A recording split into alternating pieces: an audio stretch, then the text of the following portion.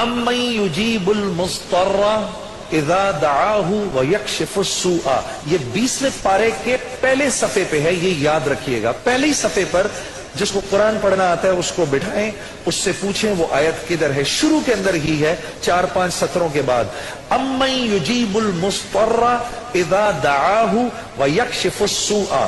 جو یہ پڑھے گا اب سنیے اس کو کیا کیا ملے گا۔ سب سے پہلے کہ اس آیت کو جو ہر نماز کے بعد پڑھے گا، اس کے بعد اگر وہ دعا کرے گا، اللہ رب العزت فی الفور اس کی اس دعا کو قبول فرمائیں گے۔ اور اگر فی الفور قبول فرمائیں گے، اور اگر اللہ اپنے علم سے جانتے ہیں کہ تھوڑی دیر بعد اس کا قبول ہونا ضروری ہے، تھوڑی دیر بعد قبول کریں گے۔ اس ورد کا کرنے والے کی اولاد کو اچھے رشتے ملیں گے۔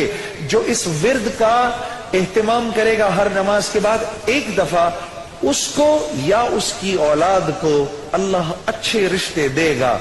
اس ورد اس آیت کے پڑھنے والے کو جب یہ کسی مشکل میں پھنسے گا، اور اگر اس کی زبان سے اس وقت نکلا، جب آپ سے موبائل چھیننے آتا ہے نا کوئی، اس وقت یہ دعا پڑھو، اس کو نظر ہی نہیں آؤ گے، اس ظالم کو آپ نظر ہی نہیں آئیں گے۔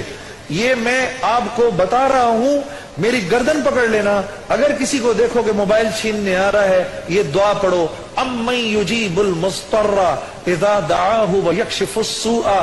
اللہ اس ظالم کو ہمت ہی نہیں دے گا آپ کے پاس آنے کی۔ اور اگر کوئی غم مسلسل 6-7 دنوں سے آپ کی طرف متوجہ ہے، کوئی خوف یا کوئی غم آپ کی طرف متوجہ ہے، ماں باپ میں سے کسی کا انتقال، بھائی بہنوں میں سے کسی کا انتقال، اولاد کی طرف سے کوئی غم مل رہا ہے، اس کا ورد بڑھا دو۔ اول آخر 11 دفعہ درود شریف پڑھ کر اس کو 300 دفعہ دن میں پڑھو، اللہ اس غم اور خوف کو دور کر دے گا۔